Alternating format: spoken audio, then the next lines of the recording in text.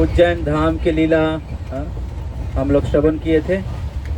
उज्जैन के महिमा अलग अलग जो लीला हुआ है, और हम लोग उज्जैन में श्रवण किए थे मथुरा के लीला।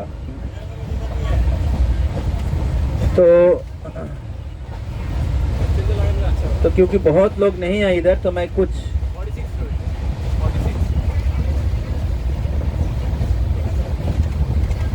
मथुरा के कुछ थोड़ा सा इंट्रोडक्शन, मतलब कुछ बताऊंगा, और सोमनाथ के बारे में थोड़ा बताऊंगा।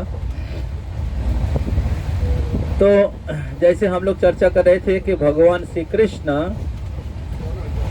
वृंदावन में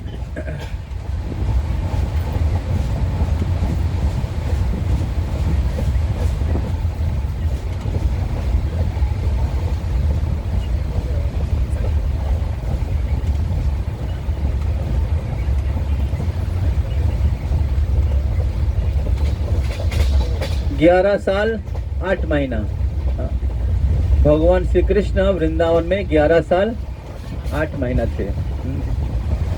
तो और उसके बाद अक्रूर आया, और फिर अक्रूर जी भगवान श्री कृष्ण को वृंदावन से मथुरा लेके गए। तो मथुरा में बहुत सारा लीला हुआ था। तो पहले मथुरा में भगवान श्री कृष्ण को स्वागत करने के लिए सभी मथुरावासी आ गए थे, भगवान कृष्ण के दर्शन करने के लिए। उसके बाद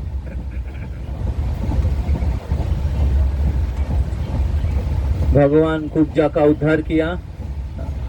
कुब्जा का उद्धार करने के बाद जो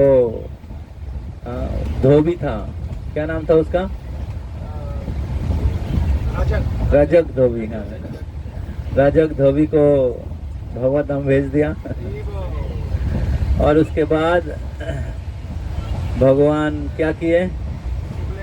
कुबलिया पीर हाथी का वध किया था। उसके बाद चानूर मुष्टिक, चानूर मुष्टिक का वध किया। और उसके बाद कंस का वध किया था। तो उसमें भागवत में बहुत सुंदर वर्णन किया है, जब श्री कृष्ण भगवान कंस के साथ युद्ध कर रहे थे, कंस के साथ युद्ध हो रहा था, तो उधर एक रेसलिंग एरिना, एक युद्ध के लिए बहुत सुंदर मंच बनाया गया था, गैलरी था।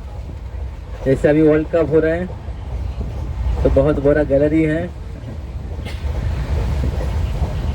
तो उस समय भगवान श्री कृष्ण का युद्ध देखने के लिए गैलरी बना हुआ था। तो और उधर बहुत लोग आए थे, वृंदावन से भी ब्रजवासी लोग आए थे, और मथुरा से मथुरावासी यदुवंश के लोग थे। तो सभी लोग कृष्ण के साथ कंस का युद्ध देख रहे थे, और एक एक जन कृष्ण को एक एक प्रकार से दर्शन कर रहे थे। एक एक जन कृष्ण को एक एक प्रकार से दर्शन कर रहे थे। जो असुर लोग थे, कंस के पक्ष के लोग थे, वो कृष्ण को किस प्रकार दर्शन कर रहे थे? जमराज के जैसे, जमराज के जैसे दर्शन कर रहे थे। और जो यदुवंश के लोग थे, वो कृष्ण को देवता के जैसा दर्शन कर रहे थे, या भगवान के जैसे दर्शन कर रहे थे। कंस काल के रूप में दर्शन कर रहा था। और सभी स्त्रियां, विशेष करके जो गोपियां थी, वो कृष्ण को कामदेव के रूप में दर्शन कर रहे थे। कृष्ण को कामदेव के रूप में दर्शन कर रहे थे। तो और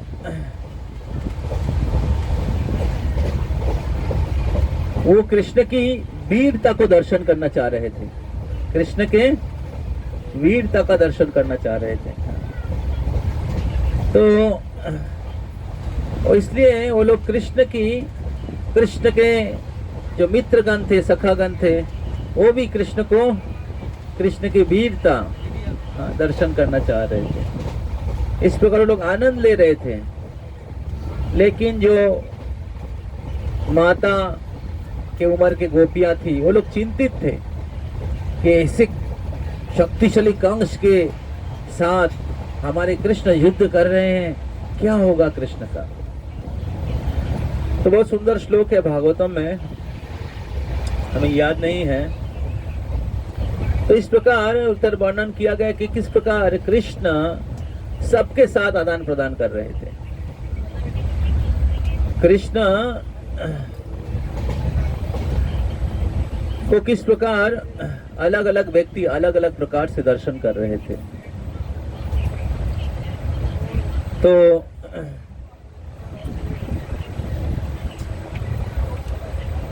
फिर भगवान श्री कृष्ण कंस को वध किया, और फिर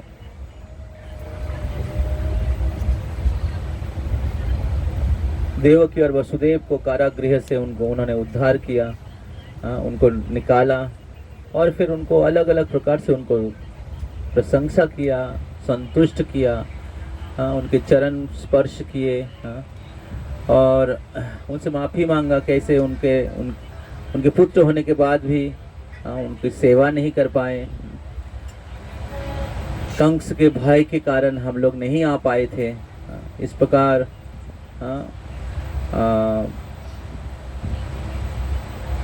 माता और पिता के साथ जो प्रेममयी संबंध होता है, उसका आनंद दे नहीं पाए थे। इस प्रकार उनके माता पिता को उन्होंने संतुष्ट किया, और फिर उग्रसेन को मथुरा का राजा बनाया। फिर भगवान श्री कृष्ण नंद महाराज को विदाई दिया, और फिर क्या हुआ? फिर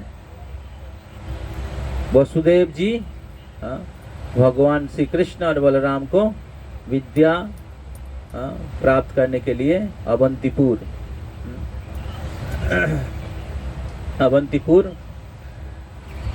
उज्जैन में भेजे थे, संदीपुनि मुनि के आश्रम में। और उधर क्या क्या हुआ था हम लोग श्रवण किए थे।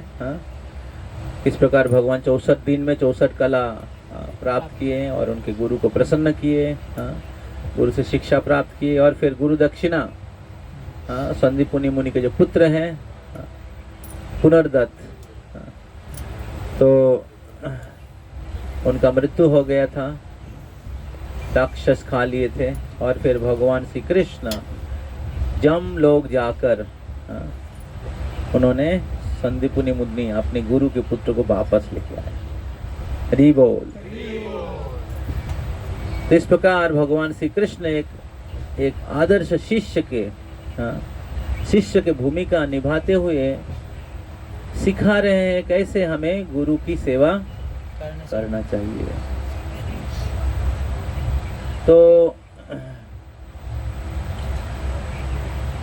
आध्यात्मिक जीवन के प्रगति जो है आध्यात्मिक गुरु के संतुष्टि के ऊपर निर्भर करता है, और इसलिए शिष्य का कर्तव्य है गुरु को और पूर्वतन आचार्य को हमें सम्मान प्रदान करना चाहिए।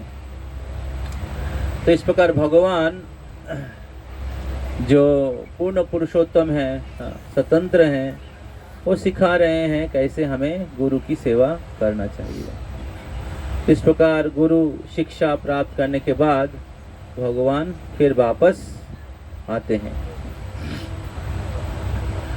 तो इतना तक हम लोग सुने थे। इसमें से कुछ लीला हम लोग प्रेम भक्ति प्रभु के मुख से सुने थे, मथुरा के कुछ लीला मैं बताया था।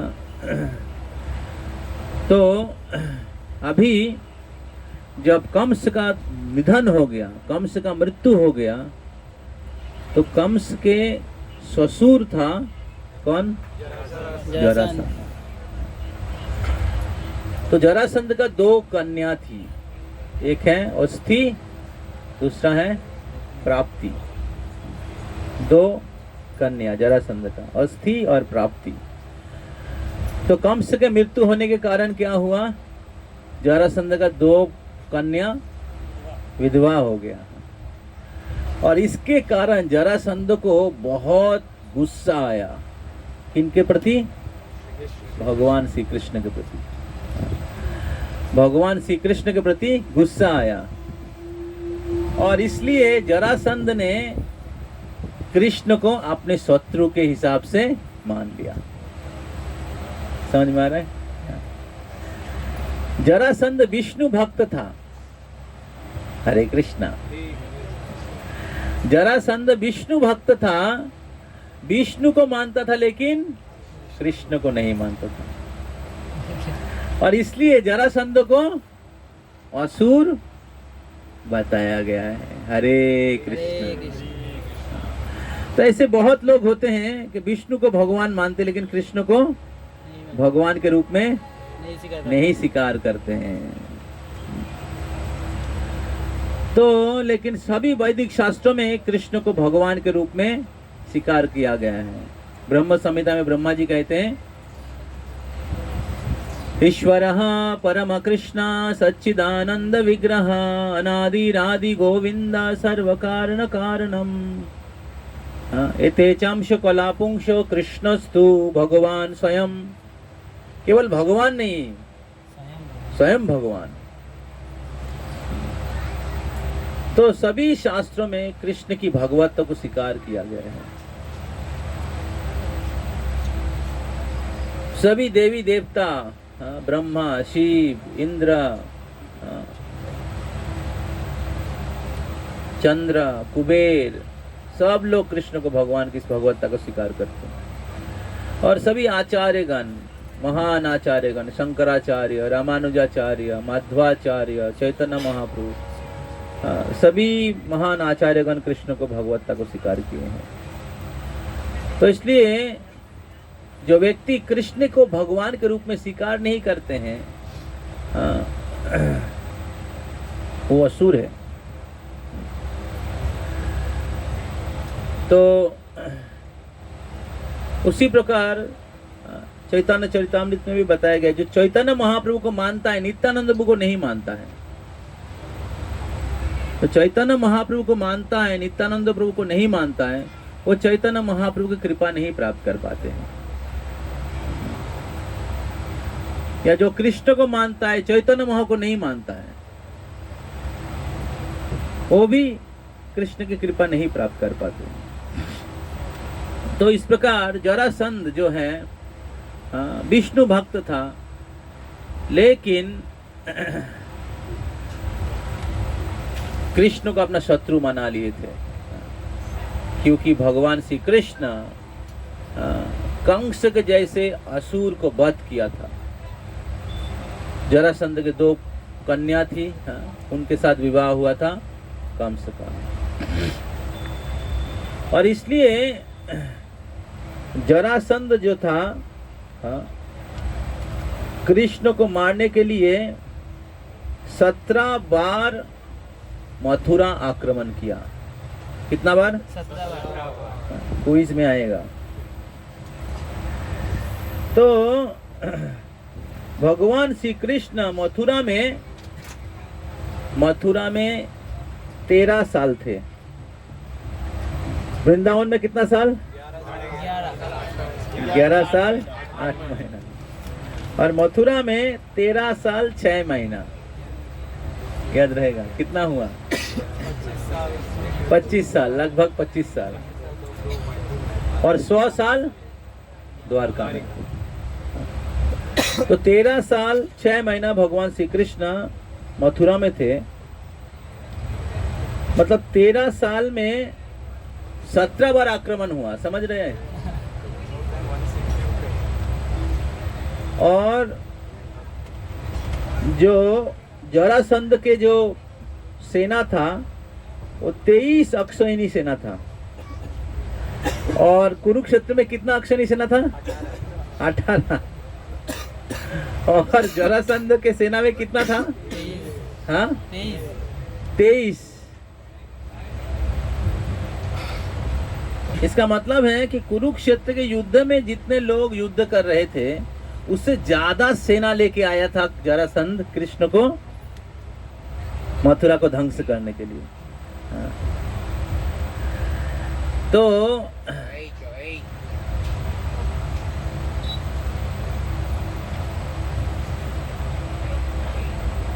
जब जरासंध आक्रमण कर ऐसा करना शुरू किया तब भगवान श्री कृष्ण एक बार ध्यान में बैठ गए। जब ध्यान में बैठे भगवान, तब भगवान ने भविष्य के बारे में या जरासंध के बारे में और उन्होंने किस लिए आया इस धरती पे, हाँ, उसके बारे में सब चिंता करने लगे। किस प्रकार भगवान ने वचन दिया है, परित्राणाय साधुना विनाशाय च दुष्कृताम धर्म संस्थापनार्थाय। जैसे हम लोग पहले चर्चा कर रहे थे, गीता में भगवान कहते हैं धर्म संस्थापनार्थाय संभवामि जुगे जुगे, हर युग में मैं आता हूँ। लेकिन उधर फिर कहा जा रहा है कि भगवान ब्रह्मा के एक दिन में एक बार आते हैं। वो फिर क्या, भगवान श्री कृष्ण ब्रह्मा के एक दिन में 1000 चतुर्युग होता है। 1000 चतुर्युग में कृष्ण आते हैं एक बार। तो फिर ये संभव में जुगे जुगे ये कैसे हैं? तो इसका मतलब है कि ब्रह्मा के 1000 चतुर्युग, एक दिन में 1000 चतुर्युग होता है। 1000 चतुर्युग मतलब 4 युग मिलाकर, सत्य त्रेता द्वापर कली मिला के एक चतुर्युग। ऐसे 1000 चतुर्युग में ब्रह्मा का एक दिन होता है या 12 घंटा होता है। तो ऐसे 1000 चतुर्युग में 4000 युग है और 4000 युग में कृष्ण आते एक बार, जो स्वयं भगवान अवतारी कृष्ण आते एक बार। तो बाकी युग में कौन आते हैं? अवतार, कृष्ण के अवतार, वसुदेव कृष्ण जो है। तो जो वासुदेव कृष्ण है, वासुदेव कृष्ण, कृष्ण के अलग अलग अवतार अलग अलग युगों में आते हैं। कृष्ण स्वयं नहीं आते हैं। कृष्ण स्वयं आते हैं ब्रह्मा के एक दिन में 1000 चतुर्युग होता है। उसमें सप्तम मनु के राजत्व काल में जब 28वां मनवंतर होता है, उस 28वां मनवंतर के दापर में भगवान श्री कृष्ण आते हैं। तो इस प्रकार भगवान श्री कृष्ण जो मथुरा में है वो है वसुदेव कृष्ण, जो वृंदावन कृष्ण, नंदनंदन कृष्ण के प्रकाश है। तो नंदनंदन कृष्ण जो वृंदावन में प्रकट हुए थे नंद महाराज के पुत्र के रूप में, वो है स्वयं भगवान कृष्ण। और मथुरा में जो कृष्ण कंस के कारागार में प्रकट हुए थे वो हैं वसुदेव कृष्ण, जो कृष्ण के नंदनंदन कृष्ण के प्रकाश है। तो इस प्रकार वसुदेव कृष्ण सोचने लगे कि मैं क्या मैंने वचन दिया था। और इसलिए भगवान उनके वचनों को जब याद कर रहे थे, धर्म के स्थापन के बारे में याद कर रहे थे, असुरों के विनाश के बारे में जब सोच रहे थे, तब क्या हुआ, भगवान के धाम से भगवान के अस्त्र, भगवान के रथ, भगवान के घोड़ा, भगवान के सारे वस्त्र और भगवान के चक्र, भगवान के रथ के जो सारथी, क्या नाम है, दारूक, सब इस पृथ्वी लोक में आ गया। हरि बोल। तो इसके पहले तक भगवान ने अस्त्र धारण नहीं किया था। तो जब भगवान कृष्ण वृंदावन से मथुरा आए तब भगवान ने अस्त्र धारण किया। तो वृंदावन के कृष्ण के हाथ में क्या रहते हैं, बांसुरी। और क्या करते हैं, गोचरण करते हैं। और क्या करते हैं,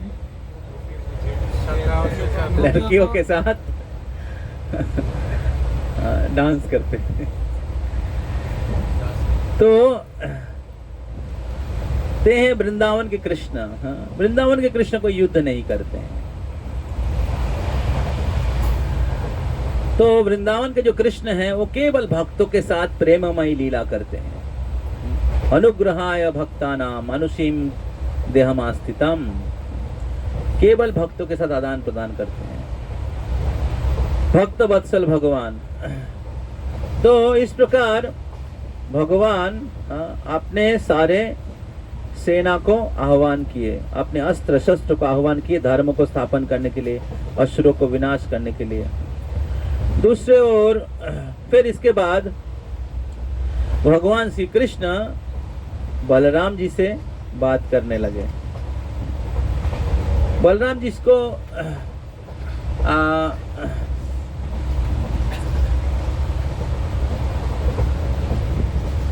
तो बलराम जी से बात करने लगे।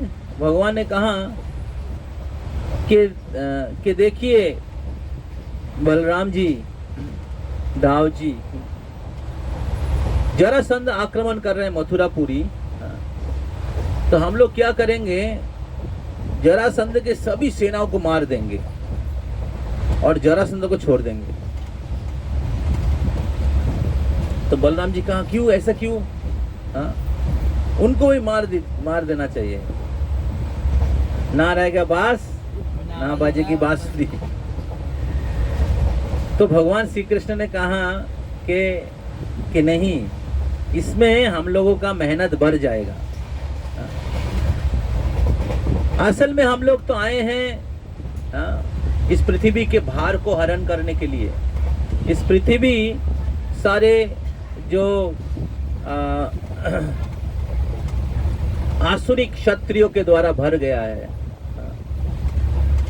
और इसलिए क्षत्रिय लोग धर्म की रक्षा नहीं कर रहे हैं, पाप में भर गया है।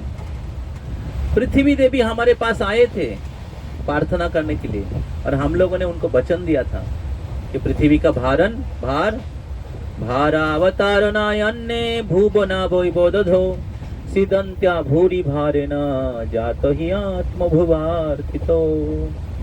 कुंती महारानी उनके प्रार्थना में कहती हैं, हे कृष्ण, आप इस पृथ्वी के भार को हरण करने के लिए आते हैं। जब इस पृथ्वी पाप से, क्षत्रियों के पाप से भारी हो जाता है, तो भूवो नावो इबो दधो, और पृथ्वी डूबने की जैसी स्थिति हो जाती है, तब आप आते हैं। सीदंत भूरी भारे न जातो ही आत्म, जातो मतलब जन्म लेते, आत्म भूभार्थितो, पुत्र के रूप में, जातो ही आत्म भूभार्थितो। तो इसलिए हम लोग क्या करेंगे, जरासंध पूरे पृथ्वी घूम के सब असुरों को पकड़ के लेके आएंगे, और हम लोग क्या करेंगे, सबको मार देंगे, जरासंध को छोड़ देंगे, और जरासंध क्या करेगा, फिर से जाएगा और पूरे पृथ्वी में घूम के अलग अलग जो असुर हैं उसको पकड़ के लेके आएगा युद्ध करने के लिए, और हम लोग फिर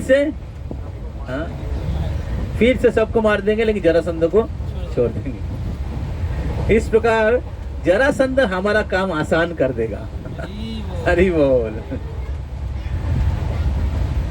तो बलराम जी कहाँ बहुत अच्छा प्लान है।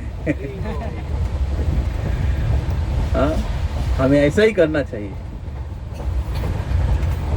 तो जरासंध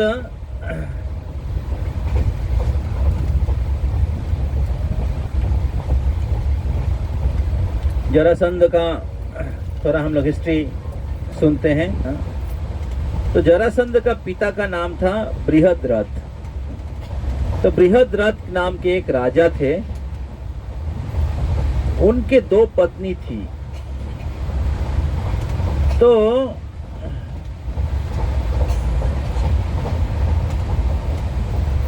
तो बहुत साल से उनको कोई संतान नहीं प्राप्त हुआ था। तब उन्होंने बृहद्रथ राजा चंद्र कौशिक नाम के एक ऋषि के पास जाते हैं पुत्र प्राप्ति करने के लिए। तब चंद्र कौशिक राजा जो थे, चंद्र कौशिक ऋषि जो थे, उनको एक यज्ञ के फल के रूप में एक आम देते हैं। तो ले आम को आप अपने पत्नी को खिलाइए तो आपको संतान प्राप्ति होगी। तो तब ये जो बृहद्रथ राजा, उन्होंने सोचा कि मेरा 2 पत्नी हैं, एक जन को आम दूंगा, हाँ, और दूसरा नाराज हो जाएगी। तो इससे अच्छा है कि हम इस आम को उसको 2 भाग करके दोनों जन को खिला देते हैं, तो 2 ही जन को संतान प्राप्ति होगी। तो आम खिला दिया, और फिर जब संतान का जन्म हुआ तब क्या हुआ, आधा आधा पैदा हुआ, क्योंकि आधा आम खिलाया था तो आधा संतान पैदा हुआ। तब ये बृहद्रथ राजा बहुत दुखी हो गया, ऐसा संतान कोई काम का नहीं है। हाँ? तो उनको जाके जंगल में जाके, वन में जाके फेंक दिया। तो वन में वन देवी था, उसको कहते जरा, वन देवी था। तो वन देवी वन में घूम रही थी, और घूमते घूमते देखा कि ऐसे 2 बच्चा, मुर्दा हुआ बच्चा पड़ा हुआ है। तो उन्होंने क्या किया, ये जो दोनों आधा, जैसे किसी आधा मतलब उसको दोनों आधा को, उस 2 हाथ में लिया। तो दोनों आधे आधे बच्चे को जब अपने हाथ में लिया, तो वो दोनों बच्चा जो है, आधा बच्चा एक दूसरे के प्रति आकर्षित करते हुए जुड़ गया, और जब ही जुड़ गया तो रोना चालू कर दिया, करके रोना चालू कर दिया। और ये वन देवी आश्चर्य हो गया, क्या है ये। तो तब उन्होंने उस बच्चे को जाकर बृहद्रथ राजा को वापस दिया। तो क्योंकि जरा के द्वारा ये जो आधा बच्चा, वो जुड़ गया था, संधि हो गया था, इसलिए पुत्र का नाम हुआ जरासंध।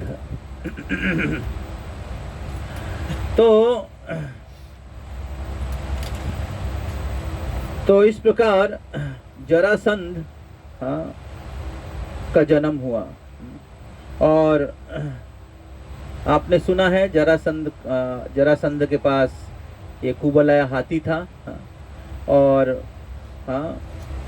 जरासंध के 2 बेटी थी, अस्थि और प्राप्ति। उनके साथ कंस का विवाह हुआ, और विवाह के समय उन्होंने इस हाथी को भी गिफ्ट दिया था। और जब भगवान श्री कृष्ण कंस को मार दिया, तो जरासंध ने अपने कन्या के पति का मृत्यु के बदला लेने के लिए कृष्ण के खिलाफ युद्ध घोषणा कर दिया। तो जरासंध बहुत शक्तिशाली था, जरासंध बहुत शक्तिशाली था। तो जब उन्होंने मथुरा आक्रमण किए तो भगवान श्री कृष्ण और बलराम जी उनका सामना किया। और जब कृष्ण और बलराम सामना किए तो जरासंध ने कहा, अरे इसके साथ क्या युद्ध करेंगे, ये तो क्षत्रिय ही नहीं है। कृष्ण को बोला, ये तो गाय चराता था, इससे क्या युद्ध करूंगा मैं, इससे हम युद्ध नहीं करते हैं। बलराम तुम क्षत्रिय हो, तुम्हारे साथ मैं युद्ध करूंगा। और आशा करते सब लोग, क्योंकि हम शायद रिपीट नहीं करेंगे इसको आगे। तो जरासंध के साथ बलराम का घमासान युद्ध हुआ, और ऐसा युद्ध हुआ उसके बारे में शास्त्र में बहुत सुंदर तरीके से वर्णन है। टाइम कितना हुआ? 50 8 बजे तक देखिए एंड करते हैं। तो ऐसे युद्ध हुआ, ऐसे युद्ध। कितने सेना थे? 23 अक्षयणी। एक अक्षयणी में कितना युद्ध रहता है? करोड़ सेना रहता है। पदातिक, अश्वारोही, फिर हाथी के पीठ में चढ़ते हैं, उसको क्या कहते हैं? ना उसका एक नाम है, हाथी के ऊपर जो सवार रहता है। अरे वो तो जो हाथी चलाता है।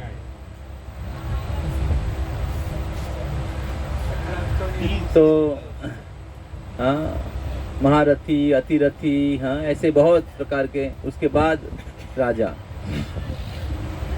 तो करोड़, एक अक्षयणी सेना में करोड़ों सेना थे। तो ऐसा युद्ध हुआ कि खून के नदी बह गया। मतलब 23 करोड़ आदमी अगर मारे जाते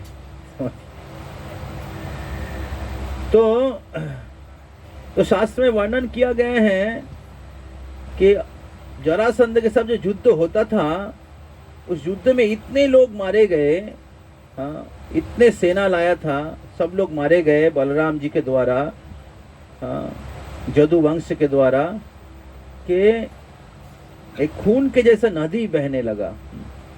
और उस नदी में हाथी बह के जा रहा था। लग रहा था कि नदी में एक द्वीप है। और युद्ध के जो घोड़ा है, घोड़ा नदी में बह के जा रहा था। लग रहा था कि वो घोड़ा को कुमीर के जैसे लग रहा था। और सारे सेना का हाथ पैर काट जाता था युद्ध में। तो हाथ को लगता था कि सांप, और माथा जो गर्दन काट जाता था, उस माथा को लगता था, सेना को माथा को लगता था कछुआ। और जो चक्र, रथ के चक्र, लगता कि उस नदी में घूर्णी के जैसा है। और जो रत्न मणि आभूषण जो सब सेना लोग पहनते थे, वो लगता था कि समुद्र में पत्थर और अलग अलग प्रकार के रत्न हैं, बह के जा रहे हैं। तो इस प्रकार एक काल्पनिक मत सोचिएगा। तो इस प्रकार ऐसा युद्ध हुआ था कि रक्त खून के नदी बहने लगा। तो बलराम जी जरासंध और उनके सभी सेनाओं को, राजाओं को मार दिया। मार के जरासंध को बंदी बनाकर लेके आ गए। 2 हाथ बांधकर उसको, जरासंध का एकदम नाक कट गया। जरासंध बहुत लज्जित हो गया। जरासंध बहुत लज्जित हो गया। और क्षत्रिय के लिए युद्ध में मारे जाना भी वीरता का लक्षण है। लेकिन बलराम जी और कृष्ण ने उनको इतना उसको लज्जित कर दिया, बोले ठीक है इस बार के लिए तुमको छोड़ दिया। मतलब उसको उसके मन में और क्या कहते बदला लेने का भाव पैदा कर दिया, नहीं तो वापस सबको पकड़ के नहीं लाएगा ना। समझ में आ रहा है? इस बार के लिए तुमको छोड़ दिया, अगले बार अगर तुम ऐसा करेगा ना मार ही दूंगा तुमको। और एक तो सर झुक गया, दूसरा है बदला का भाव और पैदा हो गया। तो इस प्रकार जरासंध ने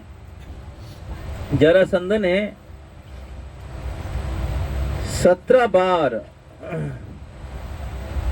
बार मथुरापुरी आक्रमण किया। तो अभी अगर किसी राज्य में 12-13 साल में 17 बार आक्रमण होता है तो उस राज्य के जो क्या कहते हैं निवासी, उनकी क्या स्थिति होगा? समझ में आ रहा है ना? तो लोग बहुत ही उनके जो स्वाभाविक जीवन है, आनंदमय जीवन है, वो क्या होगा? विघ्नित होगा। तो इसलिए कृष्ण सोच रहे थे क्योंकि मैं मथुरा में रहता हूँ, मेरे कारण मथुरा वासियों को, मैं आया हूँ वृंदावन से आया हूँ किस लिए? मथुरा वासियों को आनंद देने के लिए, अपने माता पिता देवकी वसुदेव उग्रसेन को आनंद देने के लिए। लेकिन वास्तविक रूप से उल्टा हो रहा है। तो तब क्या किया भगवान ने क्या किया? उन्होंने रातों रात विश्वकर्मा को आदेश दिया, समुद्र के बीच में एक कितना एकड़ 12 योजन विस्तृत, एक योजन मतलब कितना किलोमीटर? एक योजन मतलब एक बार देखिए, एक योजन मतलब पहले भूल गया मैं। 13 किलोमीटर। हाँ, तो 12 योजन विस्तृत द्वारकापुरी निर्माण करने के लिए समुद्र के अंदर, तो जहां पर कोई असुर प्रवेश नहीं कर पाएगा। तो तब भगवान श्री कृष्ण ने विश्वकर्मा को आदेश दिया और विश्वकर्मा बहुत सुंदर एक द्वारकापुरी निर्माण किया था। और उस द्वारकापुरी में भी एक वृंदावन था, हरि बोल, जिसका नाम है नवो वृंदावन। हरि बोल। तो हम लोग जब द्वारका यात्रा खत्म होगा तो हम लोग फिर द्वारका से वृंदावन आएंगे। कौन कौन आना चाहेंगे? तो अगर कथा सुनते रहेंगे तो वृंदावन में एंट्री मिल जाएगा। तो कैसे द्वारका में वृंदावन स्थापन हुआ और वृंदावन के सारे गोपियां कैसे वृंदावन से कृष्ण के विरह में द्वारका में प्रकट हुए थे। हाँ, तो हम लोग शुरू में कृष्ण के द्वारका लीला सुनेंगे। द्वारका में देखें कितना टाइम मिलता है हम लोगों को पता नहीं, क्योंकि क्लास चालू हो जाती तो सब लोग टायर्ड हो जाते पहले ही। तो बहुत सुंदर लीला है द्वारका की लीला। उसके बाद ब्रज के गोपियां कैसे वृंदावन में द्वारका में प्रकट हुए थे, उसके बारे में श्रील रूप गोस्वामी पाद ललित माधव ग्रंथ है, उधर वर्णन करते हैं। विदग्ध माधव ग्रंथ है कृष्ण के साथ गोपियों के विच्छेद, और ललित माधव ग्रंथ है कृष्ण के साथ ब्रज गोपियों का मिलन। तो बहुत सुंदर है। तो हम लोग प्रयास करेंगे। अभी तक मैं एक ही क्लास दिया हूँ इसके ऊपर, एक दिन क्लास दिया था ये इसके बारे में मैं कभी बताया नहीं। भक्ति पुरुषोत्तम महाराज बहुत सुंदर उन्होंने वर्णन किया है, और अलग अलग किताब में शिवराम महाराज का बहुत सुंदर लेक्चर्स हैं। तो मैं इधर आने से पहले भक्ति पुरुषोत्तम महाराज द्वारका जिस दिन जा रहे थे उसके एक दिन पहले महाराज आए थे। तो मैं महाराज से मिला था और महाराज को मैं बताया था कि महाराज हम लोग द्वारका जा रहे हैं, आप आशीर्वाद करिए सभी भक्तों को। तो महाराज ने हमें सर पे हाथ रखकर आशीर्वाद दिए थे, और मैंने महाराज को बताया कि महाराज द्वारका यात्रा में जो भी मैं क्लास, जो भी हम लोग कथा सुनेंगे, मैं आपके लेक्चर से मैं प्रिपेयर किया हूँ। और राधाष्टमी में आपने लेक्चर दिया था कैसे ब्रज गोपिया द्वारका से वृंदावन, वृंदावन से द्वारका आए। तो मैं उसी सभी लेक्चर्स के ऊपर हम लोग सुनेंगे। तो मैं महाराज से आशीर्वाद लिया। तो इस प्रकार महाराज के आशीर्वाद हम लोगों के साथ हैं, और उनके आशीर्वाद से हम लोग इस द्वारका यात्रा कर रहे हैं और श्रवण कर रहे हैं। द्वारका और वृंदावन में प्रवेश कर रहे हैं, श्रवण कर रहे हैं। तो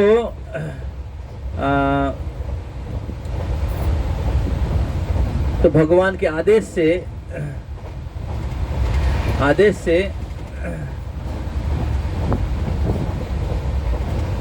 विश्वकर्मा ने 12 योजन विस्तृत द्वारकापुरी निर्माण किया, और उसके अंदर बहुत सुंदर नव वृंदावन उन्होंने बनाया। और उधर जमुना था, और वृंदावन के जैसे वन, कुंज, लता, गुल्म सब थे, और उधर कृष्ण के मूर्तियां भी थी, क्योंकि कृष्ण वृंदावन के विरह में थे। इसलिए विश्वकर्मा ने एक नव वृंदावन बनाया था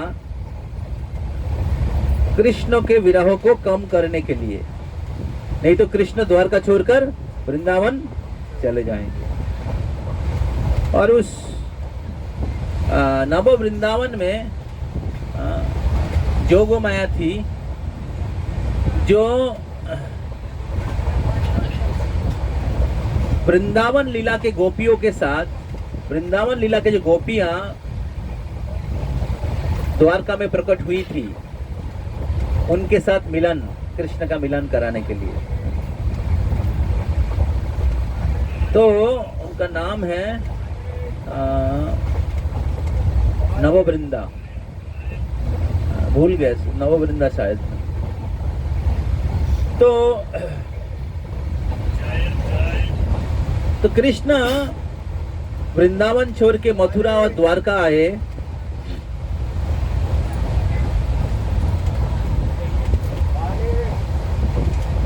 और फिर द्वारका से फिर वृंदावन गए 100 साल के बाद। तो वृंदावन के बाहर जो द्वारका और मथुरा में जो भी लीला हुआ, वो कृष्ण के प्रति ब्रजवासियों के जो विरह है वो और वर्धित करने के लिए, कृष्ण के प्रति जो ब्रजवासियों के जो विरह है, प्रेम है, उसको और वर्धित करने के लिए।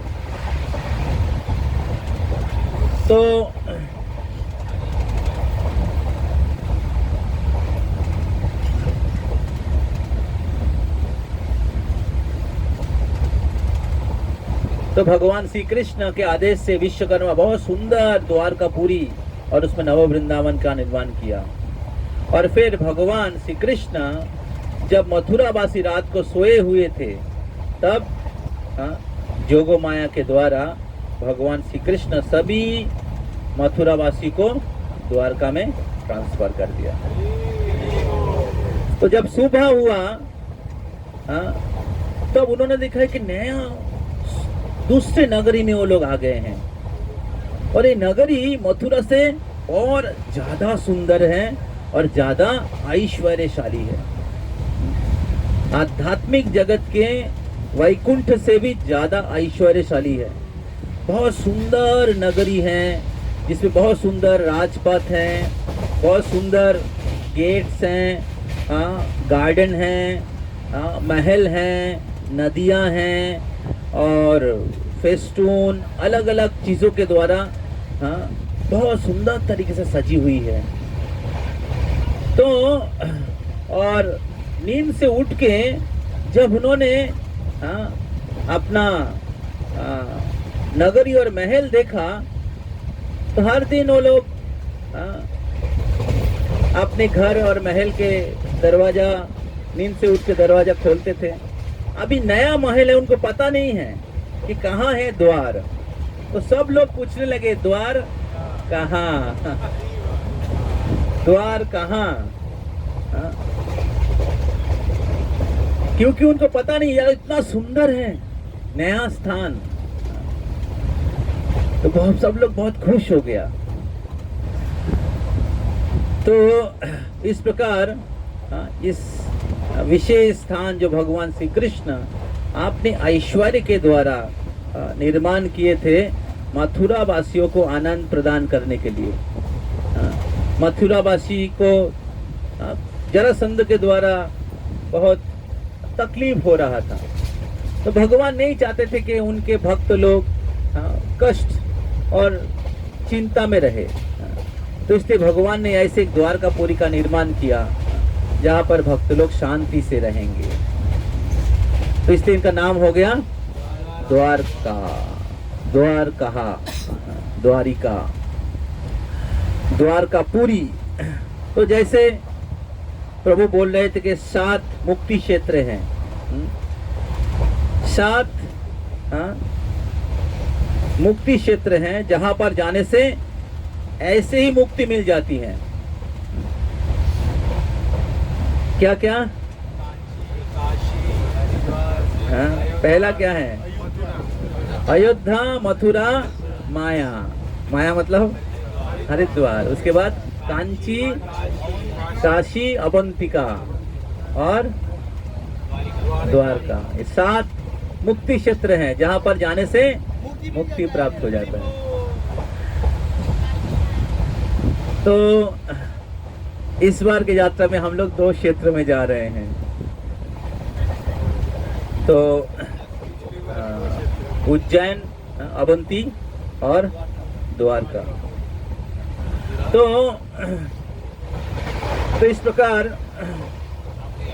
भगवान द्वारकापुरी का निर्माण किया। तब तक भी जरासंध का वध नहीं हुआ था। जरासंध ने 17 या 16 बार आक्रमण कर दिया था। ठीक है, आखिरी बार बचा है।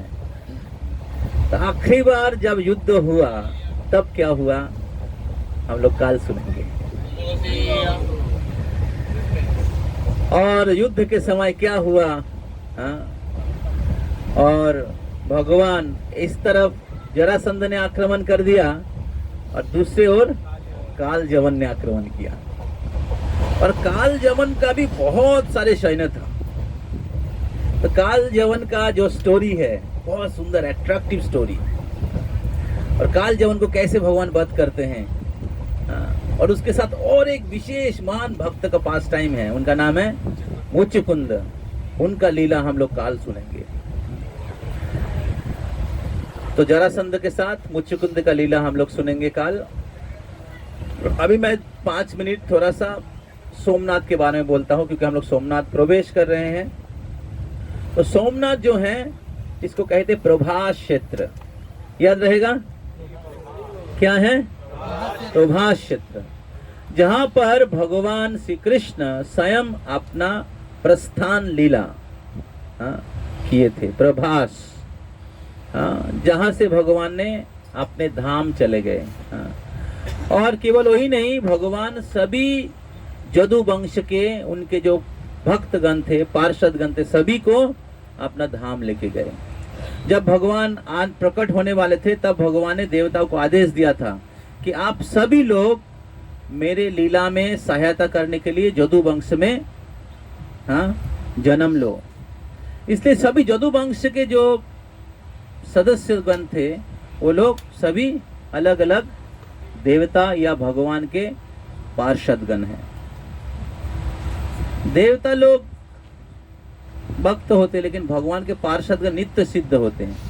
भगवान के पार्षदगण की स्थिति बहुत ऊंचा है, देवता से भी ज़्यादा ऊंचा है। इन सभी लोगों को भगवान ने इस प्रभास क्षेत्र से अपने धाम लेके गए थे। तो हम लोग कल सुनेंगे, कल दर्शन करेंगे वो स्थान जहाँ से भगवान वैकुंठ से विमान आया था, दिव्य रथ आया था। भगवान को आकाशवाणी हुआ था कि हे प्रभु, आपका सारा लीला समाप्त हो गया है। आप जिस कारण इस पृथ्वी लोक में आए थे आपने अपने कार्य पूरी किया है, अभी आप अपने धाम पे आ जाइए। तो भगवान उस स्थान पे हम लोग जाएंगे जहाँ से भगवान प्रस्थान किए थे, और ये पूरे एरिया को ही प्रभास क्षेत्र कहते हैं। तो इधर जदु वंश के सभी सदस्यों में युद्ध होता है, एक दूसरे के साथ युद्ध हुआ था। तो मैंने बोला था हमारे यूथ लोगों को अगर ड्रामा कर सकते हैं वो जिसके कारण युद्ध हुआ था, तो अष्टवक्र मुनि का अभिशाप था। तो अगर वो ड्रामा कर सकते हैं कल तो बहुत अच्छा होगा। बहुत इंस्ट्रक्टिव ड्रामा है, प्रभुपाद जी का बहुत सारा इंस्ट्रक्शन है उसके ऊपर। तो हमारे भक्तों के लिए बहुत ही इम्पोर्टेंट है। तो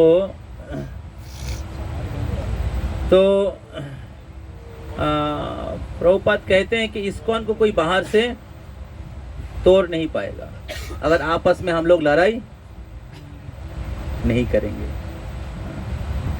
तो जदु वंश के सदस्य लोग आपस में युद्ध करके एक दूसरे को मार दिया। तो इसका बाह्य कारण है कि अगर हम लोग भक्तों के समुदाय में आपस में युद्ध करेंगे, लड़ाई करेंगे, कोऑपरेशन नहीं करेंगे तो क्या होगा, वो सोसाइटी कम्युनिटी कभी आगे नहीं बढ़ पाएगा। तो भक्तों का कर्तव्य है एक दूसरे को भक्ति जीवन में सहायता करे, एक दूसरे को मदद करे, एक दूसरे के श्रद्धा को, विश्वास को और बढ़ाए, ना कि कम करे। भक्तों का कर्तव्य है कि आपस में इस प्रकार वर्ताव करे कि हमारा जो भक्ति है साधना के प्रति, हरि कथा के प्रति, भक्तों के प्रति, सेवा के प्रति हमारा इच्छा, श्रद्धा और बढ़े।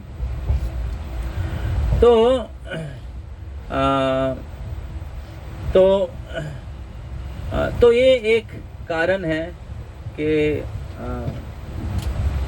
युद्ध हुआ था। दूसरा कारण है कि जदु वंश के लोगों को, जदु वंश के राजागण इतनी शक्तिशाली है कि उसको कोई मार नहीं पाएगा।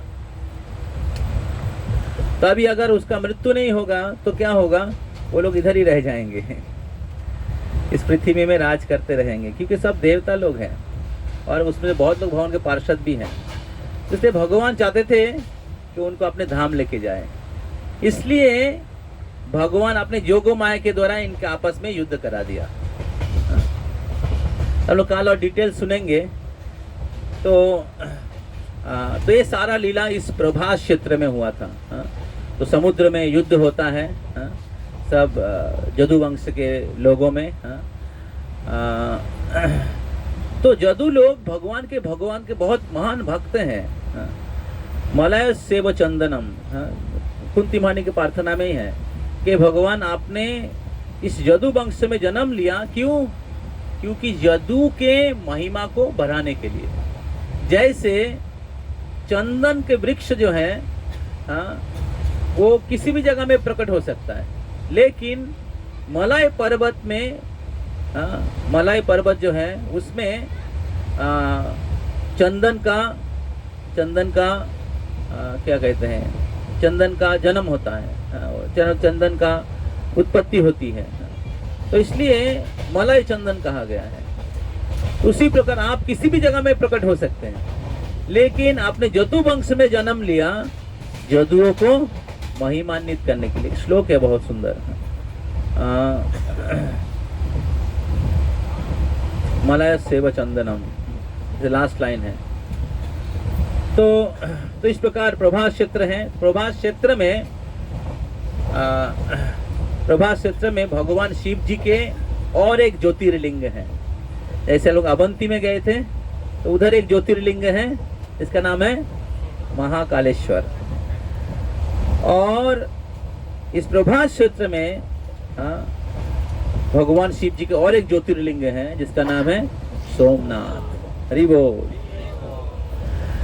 तो ये सोमनाथ जो है, ये प्रभास क्षेत्र द्वारकापुरी के मतलब परिधि के अंदर ही आता है। तो इस प्रकार ज्योतिर्लिंग बहुत स्पेशल होता है जो स्वयंभू विग्रह होते हैं। जैसे भगवान कृष्ण के बहुत सारे विग्रह होते हैं, विष्णु के विग्रह स्वयंभू विग्रह, सेल्फ मैनिफेस्टेड। उसी प्रकार भगवान शिव जी के बहुत सारे लिंग हैं। ऐसे मेरे ख्याल से 12 ज्योतिर्लिंग हैं। द्वारका में जाएंगे तो और एक ज्योतिर्लिंग होगा, मोस्टली हम लोग विजिट करेंगे द्वारका में वो स्थान।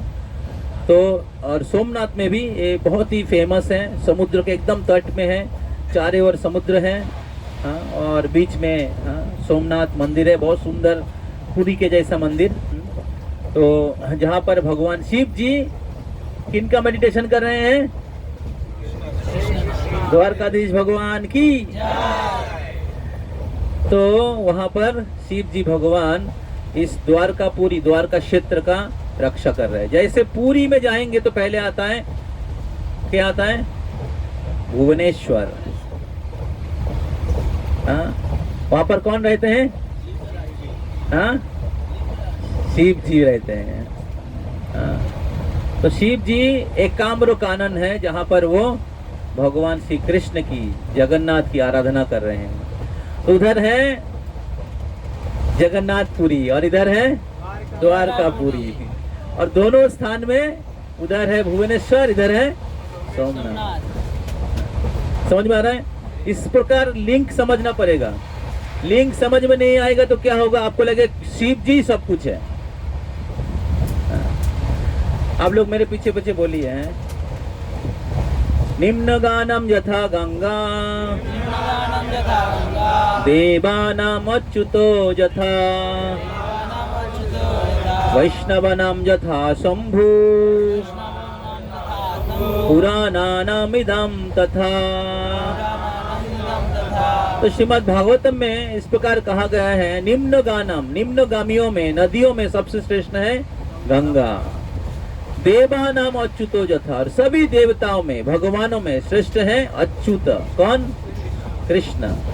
वैष्णवानाम यथा शंभु, और वैष्णवों में श्रेष्ठ कौन है? शिव जी।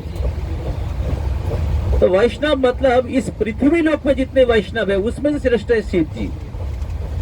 लेकिन आध्यात्मिक जगत में भी वैष्णव है, उनमें से श्रेष्ठ कौन है? गोपिया। हरि बोल। तो इस प्रकार शिव जी भगवान कृष्ण की महान भक्त हैं, जो इस पृथ्वी लोक के सभी जीवों को उद्धार कर रहे हैं। तो शिव और कृष्ण को एक समान मानना अपराध है। शिव जी भगवान के महान भक्त हैं, भगवान की सेवक हैं। और कैसे भगवान की आराधना करना चाहिए, भक्ति करना चाहिए, सेवा करना चाहिए, हमेशा सेवा में निमग्न रहना चाहिए, सेवा में ही मन होना चाहिए, और भौतिक जगत के प्रति हमारा आसक्ति कम होना चाहिए। ये शिव जी हमें सिखा रहे हैं अपने जीवन से। तो कल हम लोग सोमनाथ, भगवान सोमनाथ शिव जी जो भगवान के महान भक्त हैं उनका दर्शन करेंगे, और फिर बाकी स्थान भी हम लोग दर्शन करेंगे। तो केचिदाहुर अजम जातम पुण्य श्लोकस्य कीर्तये जदो प्रियस्य अन्नवाये मलय सेव चंदनम। Some say that unborn is born for the glorification of the pious king, and others says that he is born to please King Yadu. One of your dearest devotee. You appear in his family as sandalwood appear in the Malay hill. तो इस प्रकार हाँ हम लोग सोमनाथ में द्वारका से अवंतीपुर से सोमनाथ आए हैं।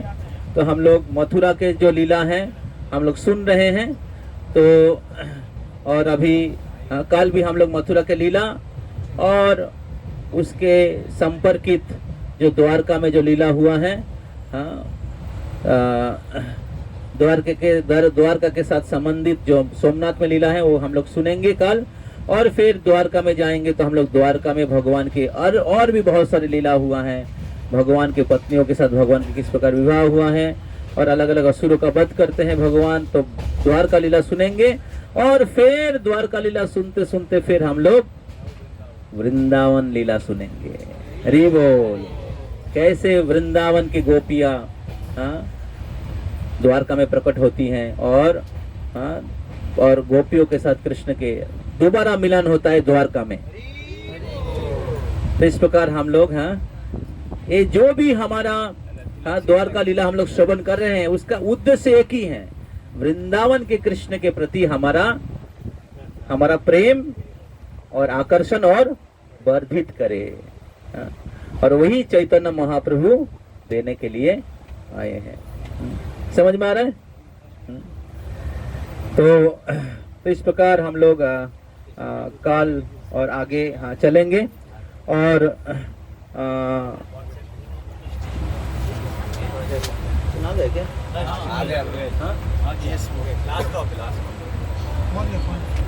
तो जो भक्त लोगों ने अपना क्या कहते हैं ये बुकलेट दिया है वो वापस ले लीजिएगा। तो उसमें कुछ लोग ठीक से फिलअप नहीं कर रहे हैं, आप लोग वो थोड़ा सा देख लीजिएगा। तो